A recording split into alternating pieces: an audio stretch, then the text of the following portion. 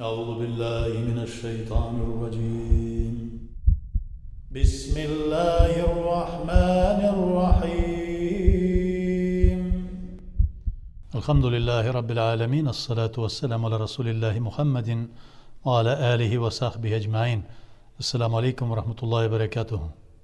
В исламе четко обозначены добрососедские отношения. То есть перед каждым мусульманином есть исполнение права соседа. Как бы вменено в обязанность. Пророк Мухаммад ﷺ говорил, что когда Джабраиль приходил с вахи с откровением, он подробно разъяснял право соседа по отношению к другому соседу, что я невольно начал подумывать, что сосед даже имеет право на наследство после смерти своего соседа.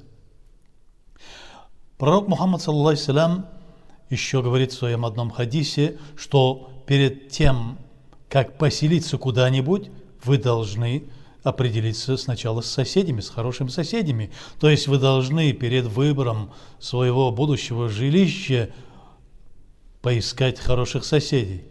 Перед тем, как покупаете дом, вы должны сначала обойти соседей, узнать, кто живет, какие они люди. Потому что соседские отношения, добрососедские отношения в исламе – это первостепеннейшее.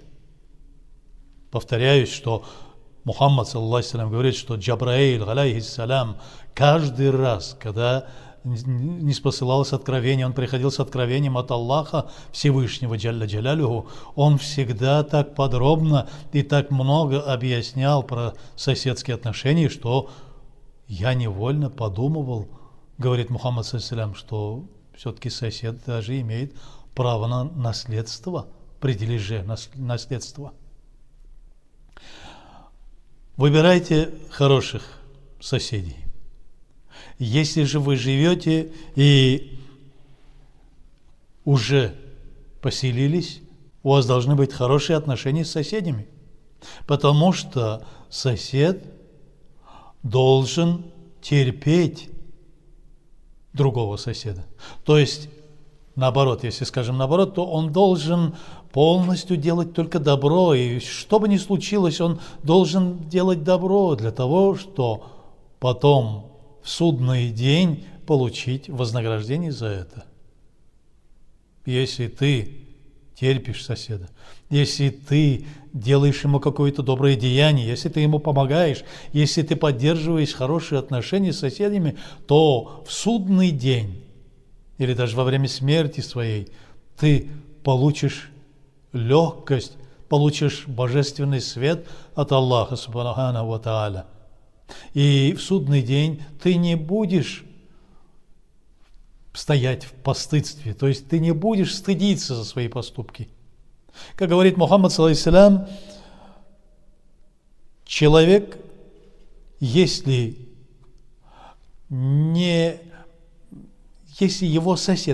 сосед человека не обезопасен от него, то есть если от тебя, как от мусульмана, не исходит безопасность по отношению к твоему соседу, то ты не считаешься уверовавшим.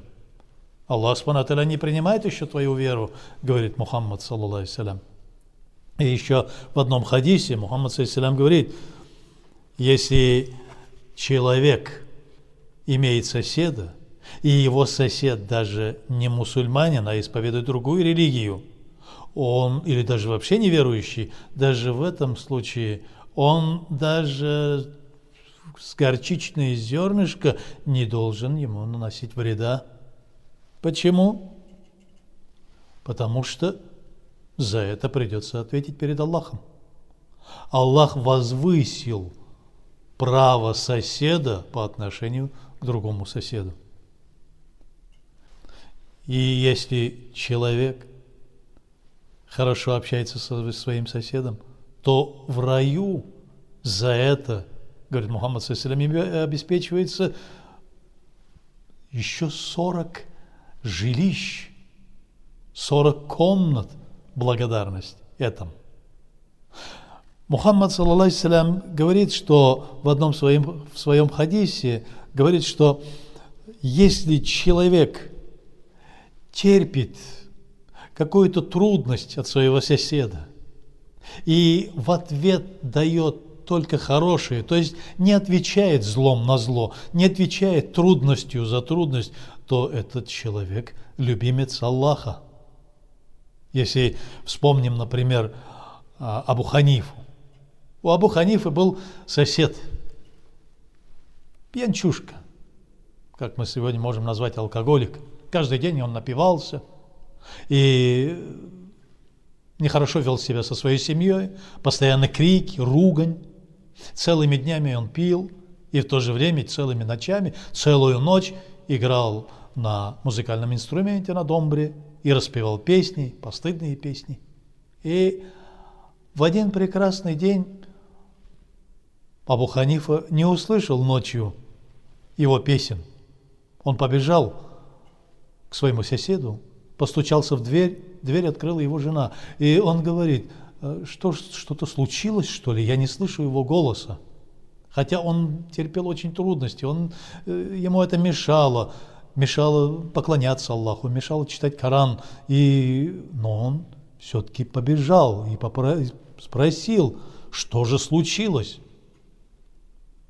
А сегодня он, к несчастью, говорит, к удивлению даже, был сегодня трезвый и шел с базара, но из-за того, что его постоянно видели пьяным, его забрали по пути, думая, что он пьяный, и бросили в тюрьму, в отрезвитель, в зиндан. Абу Ханифа, рахматуллахи алейхи, побежал к наместнику этого города и попросил у него встречи. Наместник говорит: такой благословенный человек, почтенный человек, к нам явился, что-то случилось. Что с тобой случилось, Абу Ханифа? Спрашивает он. А у меня был сосед, то есть и сейчас сосед, говорит Абу Ханифа. Он выпивает, да, действительно, но в этот день он был трезвый, и его по ошибке взяли и бросили в тюрьму, в зиндан, думая, что он пьяный. Могу ли я обратиться к вам, о почтеннейший, чтобы его освободили? И посредством Абу Ханифа освободили его пьяного соседа. Когда по пути он шел, его сосед спрашивает: Абу Ханифа, почему ты постарался за меня так? Говорит: я хотя и перетерпеваю от тебя какие-то трудности в виде того, что ты распеваешь какие-то постыдные песни, орешь, кричишь, нехорошо ведешь со своей семьей, но все-таки в исламе Аллах Субхану ва Тааля повелевает нам добрососедские отношения. Мы должны уважать своих соседей, постоянно следить за ними, нет ли у них каких трудностей, чтобы помочь им в любую минуту. И в этот день ты сегодня не явился домой, и я постоянно давал тебе какую-то сумму, милостиню, для того, чтобы ты купил своим детям. Возьми сегодня, говорит он, и порадуй своих детей. Тот взял это подаяние и, расплакавшись, покаялся перед Аллахом и стал нормальным человеком. То есть мы видим, что добрососедские отношения должны быть на высоком уровне, вне границ каких-то определенных нашим нафсом, шайтаном. То есть Мухаммад, саллаллаху алейхи, берет эти повеления от Аллаха и говорит, что вам, несмотря ни на что, надо поддерживать хорошие отношения, кем бы он ни был. Если произойдет какое-то счастье у твоего соседа, ты должен радоваться вместе с ним. Если у него произойдет какое-то горе, ты должен горевать вместе с ним и помогать ему в трудную минуту. Еще Мухаммад, саллаллаху алейхи, говорит, что если у каждого человека перед своим соседом существует несколько обязанностей, то есть если его сосед попросит взаймы, то он должен давать ему взаймы, несмотря ни на что, если у него есть какое-то средство. Второе, если он должен постоянно хотя и не постоянно, но периодически звать его в гости. Если он пришел в гости, его сосед, он должен его почивать. Чем может? Третье. Если заболел твой сосед, ты должен его навещать. Ты должен, насколько ты можешь, помогать ему, успокаивать. Четвертое. Если сосед занялся какое-нибудь, у него есть какое-то занятие, трудное занятие, что-то он делает, что-то ремонтирует или что-то, ты должен подойти и попросить его, что я хочу помочь. Как ты смотришь на это? Ты должен ему помочь. Пятое. Если что-то случится с соседом, то ты должен прийти к нему и принести свои соболезнования, спросить его, не нуждается ли он в чем. Шестое. Если у него есть что поесть, если у него есть достаток, а если он услышал, что у соседа ничего нету, он сегодня голоден, то он должен пойти к нему и поделиться с ним, накормить его. И Мухаммад ﷺ по этому поводу говорит, что если один человек сытый заснет, и в это время его соседи из-за голода не могут спать, то Аллах разгневается на этого человека. Он должен все-таки пойти проведать своих соседей и помочь им.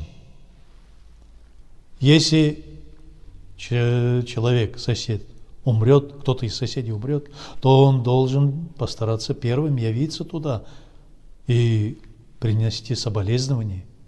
Несмотря, он мусульманин, не мусульманин, без разницы.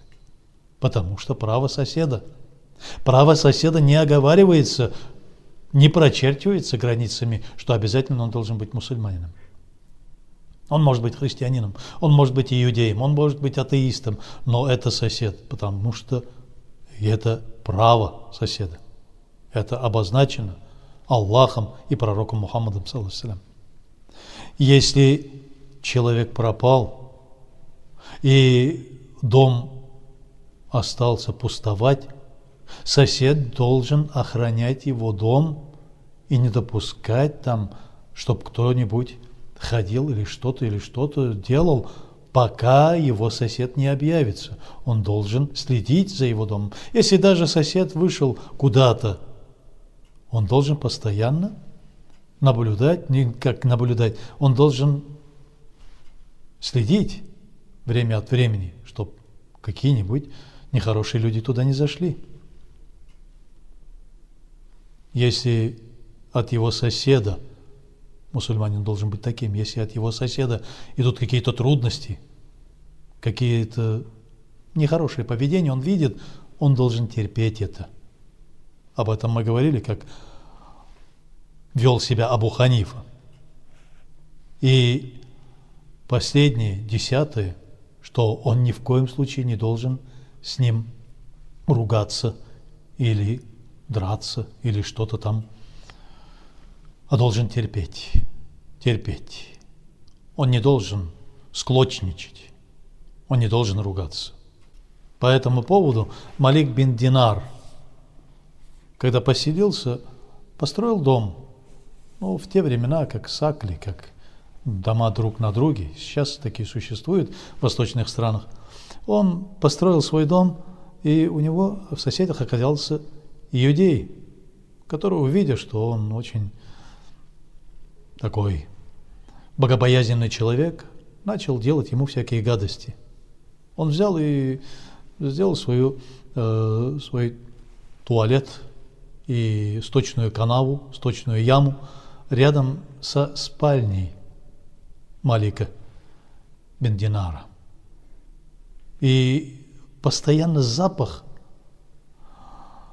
проходил через щели в стене к ему в спальню. Из-за этого ему приходилось постоянно жечь благовоние и постоянно терпеть.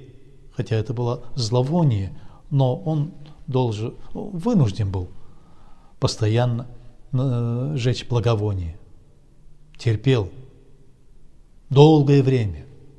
И в один прекрасный день как-то его сосед, иудей, зашел к нему и почувствовал противнейший запах зловония в его спальне. И он говорит: что это за запах? Спросил у Малика Динара. Он говорит: это запах благовония соседа моего. Он говорит: почему? Ты терпишь?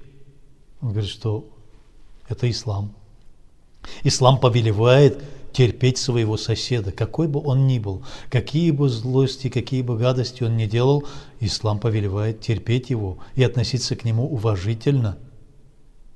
После этого он говорит, что я до этого, сосед, иудей, говорит, что я до этого, может быть, и не уважал ислам, но когда увидел тебя, Малик бин Динар, и когда услышал вот эти твои слова, я очень уважительно отношусь к исламу, и я принимаю ислам, говорит он, и произносит шахаду, свидетельство веры. Ашхаду алла илляха илляллах, ва ашхаду анна Мухаммадан абдуху ва расулюху.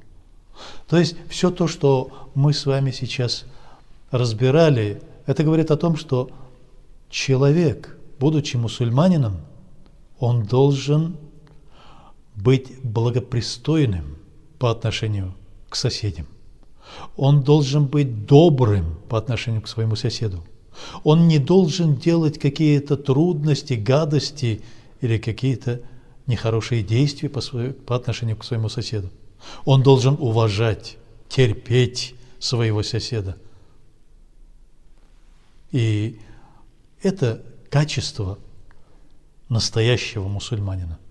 Да благословит и приветствует Аллах пророка Мухаммада, саллиллаху алейхи, и весь его род, и вся хвала Аллаху. Ассалату вассаляму аля расулиллахи Мухаммадин ва аля алихи ва сахби аджмаин, вальхамдулиллахи раббил аламин.